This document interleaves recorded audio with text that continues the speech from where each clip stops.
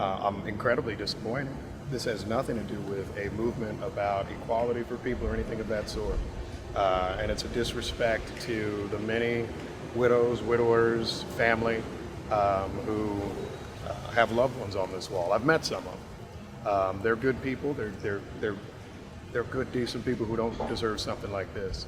I think the type of person who comes here and paints a memorial to deceased people who died in the line of duty is the type of person who's got no respect for any institution or anything.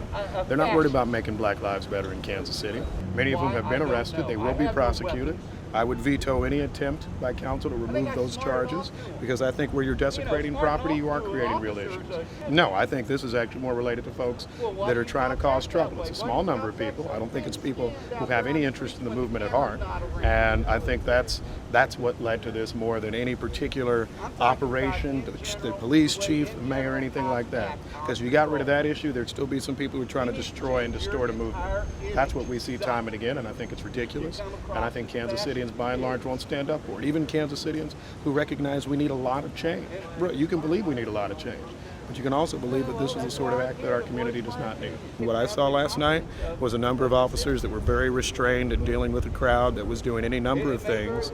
I talked to a captain of a certain unit that was saying, look, we have worked hard to make sure that things stay as peaceful as possible. The problem yesterday was that there were a set of people that were trying to destroy what was otherwise a peaceful protest.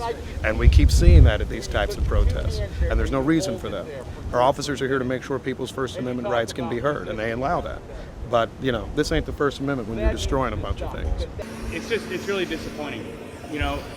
We want to partner with our community. We are part of this community. When we don't seem to be making ground on partnership and things are getting damaged and things are getting destroyed at our police headquarters, at Jackson County Courthouse, at other places in the city, that's frustrating, that's concerning. We want to come to the table. We want to talk to people. We want to have conversations. We want to come up with real solutions.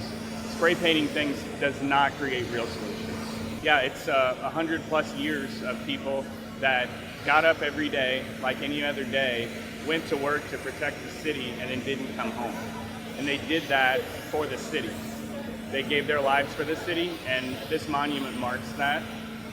And I think it was, it's definitely, it was damaged on purpose, and it was damaged to make a point.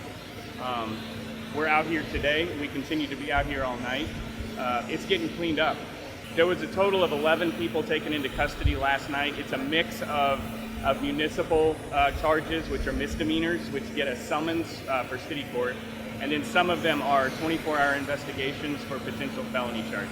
We are committed to protecting everyone's right to their First Amendment.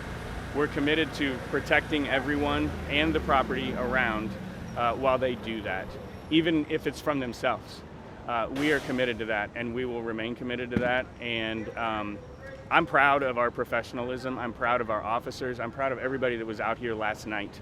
And we all want the same thing. We want justice for victims of crimes, and those responsible for crimes across our city to be held responsible. And so we're all on the same page there.